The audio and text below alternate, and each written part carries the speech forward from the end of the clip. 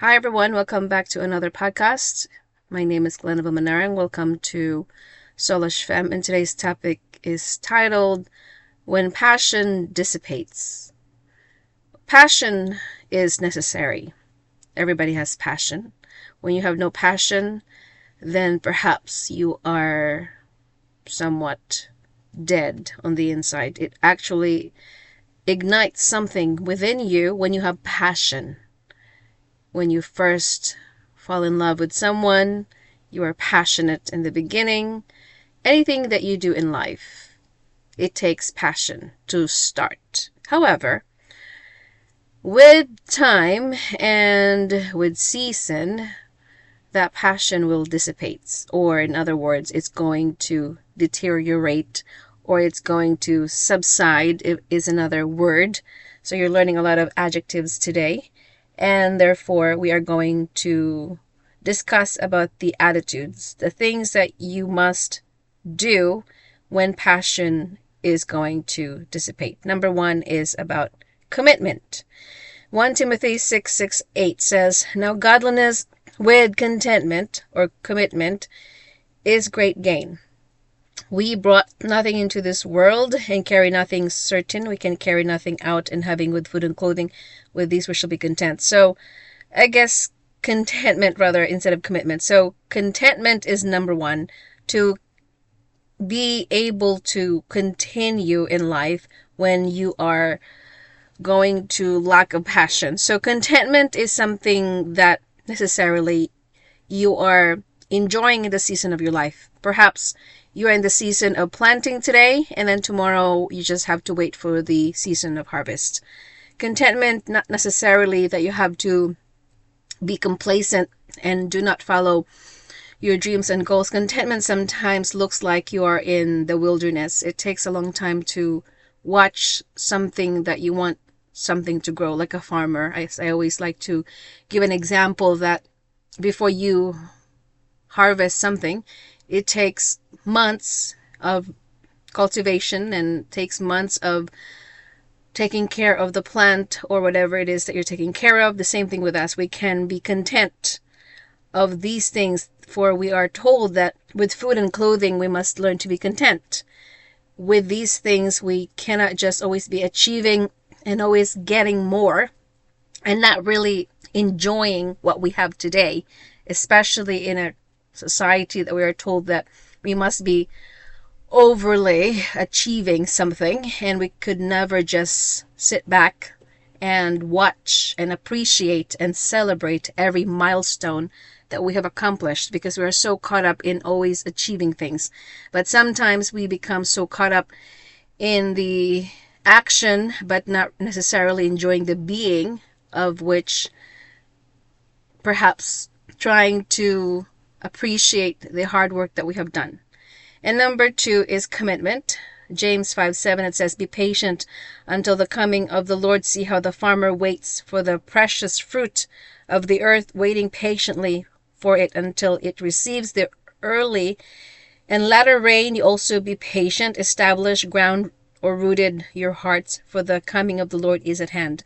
Commitment is the word that is to commit, is to be able to stay in it, or whatever it is that you're trying to work on.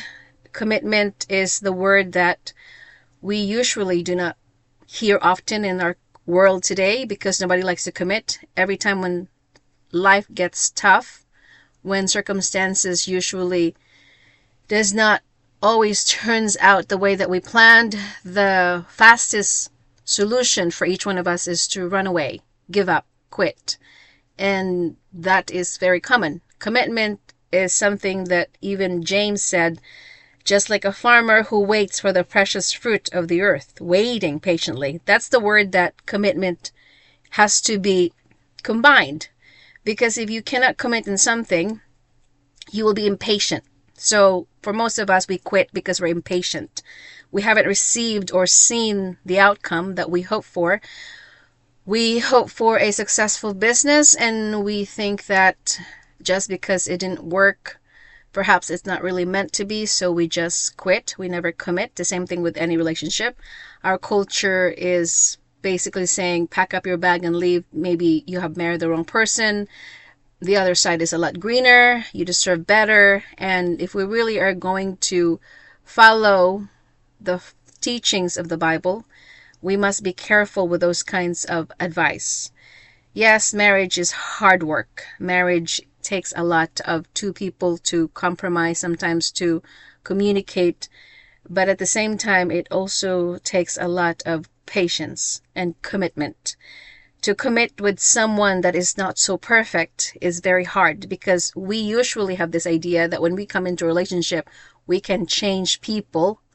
But that is a problem that most women fall into, because we think that our husbands are projects and we should change their attitudes or their proclivity of whatever addictions that they probably had prior to marrying us. So we are so caught up in fixing them, and therefore when we do not really see any changes, then of course it's a lot easier to commit and to just, it's a lot easier to give up rather instead of to commit. That's why we are told that you have to establish, you have to be grounded and rooted.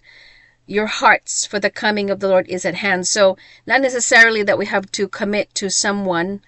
It's also for the Lord. Everything that we do for the Lord is also the things that we do for people. Whatever we do for people is unto the Lord. It's not necessarily for people. So this is second thing that we can activate or practice when passion dissipates. Thirdly is consistency. David rested in the Lord. Psalm 16:9-11. Therefore my heart is glad and my glory rejoices. My flesh also will rest in hope. For you will not leave my soul in Sheol, nor will you allow your Holy One to see corruption. Consistency. So David was consistent in his prayer and seeking the Lord. He was consistent in asking God for guidance. He was consistent in examining his heart. He would always say, examine my heart, O God, and see if there's any wickedness in me. Create in me a clean heart, O God. Consistency is keeping at it when it gets tough. So this is the third point that I want to make. When passion dissipates, you got to be consistent. It takes a long time to grow something. If you are not consistent with anything in life, it takes consistency, because without it, you are just going to probably waste so much of your time, just like trying to lose a pound. I know I do not like to work out. I'm not very consistent when it comes to working out, because for me, it's just a chore. But if I really have to be honest, if I would have to keep at it for 6 months, perhaps I can see changes in my body.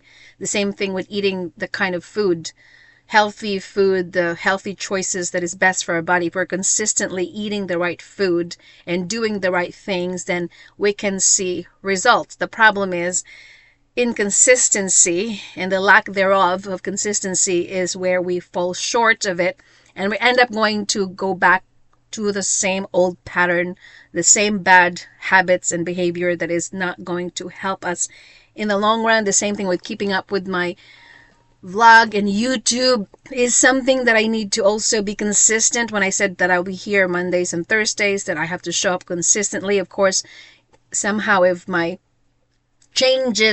any changes in my life, maybe I should change that. And then it also says in Psalm 17:5, uphold my steps in your paths, that my footsteps may not slip. So even David asked God that he must be able to keep him in his path, because also living for God and living in this life as a Christian is also hard. So we have a lot of distractions, a lot of objects that is dangling in front of us, trying to deceive us that this is the right way, that's the best thing to do. But if we are not really aware of the tactics of the devil, we're also going to fall into the trap, thinking that we're actually consistent with the Lord in prayer, in reading his word, meditation, and just being consistently asking God to reveal to him the next way. And another character that we must develop in having this When the passion dissipates is, I already said that, endurance. So to endure hardships, 2 Timothy 2:34, you therefore must endure hardship. And good soldier as Jesus Christ, no one engaged in warfare entangles himself with the affairs of this life. Make use of your time wisely as it pertains to how you spend your days and the things that you do, the things that you watch, audio. So this is about endurance. So when passion is gone, you have to endure. And it says that you gotta think yourself as a soldier of Christ who had to go through hardship. So anything in life that you're trying to do and you have not seen the results yet, we must endure. As I said, relationships, marriages, this also is applicable to marriage, especially when life is hard, when your relationship is being tested, when there's temptation, when there is miscommunication, when there is differences in your marriage, when there is trouble in your marriage, you got to learn how to endure. And because I think most successful marriages did not really get to become successful by giving up on each other. So the same thing with businesses or raising children. As a mother, it takes a lot of endurance. Some days you just don't want to get up out of bed to drop off your son to school or your children to school because you're tired. You're probably sleep deprived. You are going through so much in your life, physically, mentally, emotionally, but you just have to force yourself to muster the courage to get up and to endure throughout the day. You got to do what you got to do as a mother. Sometimes we have so much going on that people usually do not understand as a woman. We are tackling with so many responsibilities, taking care of our children, figuring out what to cook, trying to clean, and then taking care of our husbands, and then we have our business, our jobs. So it takes a lot of endurance. So how do we going to build endurance is, of course, through difficulty, and discipline is, I think, is another point that I would like to make. Without discipline is basically just pointless, because without discipline too, you can just waste your time away. I love to time manage myself. I know exactly what I would like to do in the morning. I pretty much stick to the same routine in the morning. My coffee and then bread. I will be happy. That's it. Usually what I eat. Sometimes I would make some scrambled eggs. You got to know that the less effort it is that you do something in the morning, it's practically you're going to start your day easier. Excuse me. So sometimes when you have discipline and you have time management, you know exactly what your day is going to be like. For me, usually, as I said, journaling. Sometimes I would do podcasts. There are days that I would just waste my time away, but there are days that if I have to really work, I'm going to focus on working. So if I have to say to myself, today you have to go through your closet, you're going to organize your closet or go through your pantry.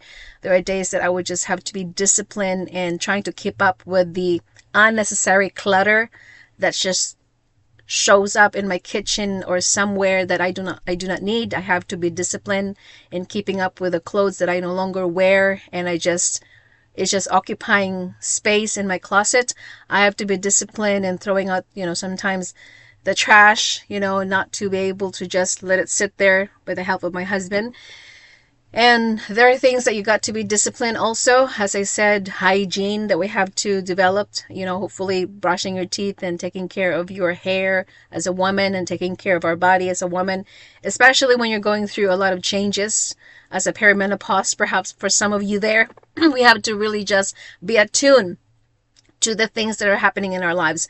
Discipline in taking care of our skin, and discipline in our self-care, discipline in usually communicating to other people what it is that we would like to do. I mean, it takes a lot of discipline to have an open communication. Sometimes this is why marriages falls apart and relationships disarray, because lack of communication. We don't have a discipline to communicate effectively or properly. Lack of discipline perhaps in our time management.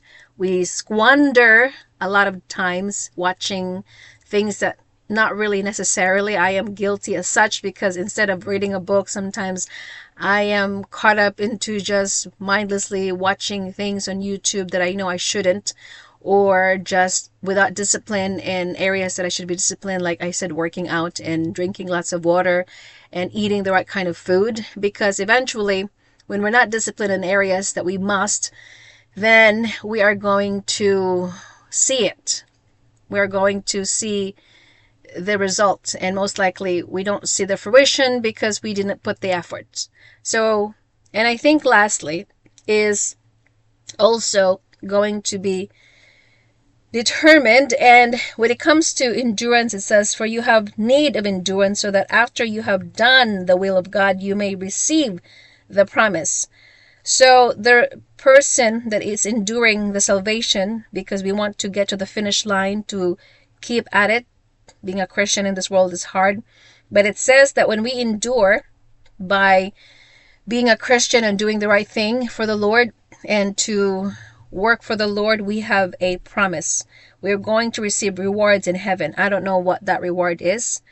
I have no idea the kind of rewards we will receive, but that's why the Bible is clear. Whatever you do, whether you eat, you drink, do it unto the Lord, because God has rewards in heaven. You just do things not for men, but for the Lord. And to conclude this is to remind you what Galatians 6:9 says, let us not grow weary while doing good, for in due season we shall reap if we do not lose heart. So most of us lose heart when we do not see the result yet. When we haven't seen any outcome that we hope for, we lose heart. And that is the reason why we don't usually keep at it. We usually like to just give up and quit. So when passion is gone, we have to really be enduring. We have to be committed. We have to be consistent. We have to be disciplined. And we have to really just not lose heart. Perhaps is because when we lose heart, we feel impatient, and then next thing you know, just gonna throw the towel and says, what's the point? And I think the person, Thomas Edison, the person who invented or found the light bulb, he took him thousands of times, if I have my research right in my mind based on my memory, it took him many times of attempt before he could finally realize the product or made it happen. He didn't quit the first time, the second, the third time. 1,000 times he tried and attempted to create a light bulb, and finally it just happened. Imagine if the light bulb was never invented, then probably we would not have light bulbs today, because one person decided to stuck through it, no matter what happened, no matter the obstacles that he had to face, no matter the kind of struggles that he had to face, but yet he kept going, and he never quit, and he never stopped believing. And though it took him that many times of attempt, and still today we're still enjoying because of what he has conceptualized or done. And therefore 2 Timothy 1:13 says, hold fast the pattern of sound words which you have heard from me in faith and love which are in Christ Jesus. So the pattern of sound words, we also have to be careful of the things that can help us to endure. So this is why when we are listening to the right kind of podcast that will help us to keep up in an ambition, we have to keep up with our dreams. We have to listen to those kind of people. I love to listen sometimes to Jim Rohn. I'm not sure if you're familiar with him, but I would always sometimes play on the background while I'm cooking or driving, just to motivate me about his teachings, about ambition, about goals, about success in life. I have done a podcast a few months ago, if I'm not mistaken, about what success looks like, although success could mean anything to anyone, but that is for you to define. So with that said, those are just the attitudes or habits. No, not habits. They're attitudes that you must apply. Habits are what you do continually. These are attitudes that you must apply, that you must implement or envelop in your own life so that you can be successful in this life. Therefore, I have to leave you with always be bold, be brave, and be courageous, and keep your faith. I will see you on my next podcast. I hope that you will have a wonderful day ahead of you.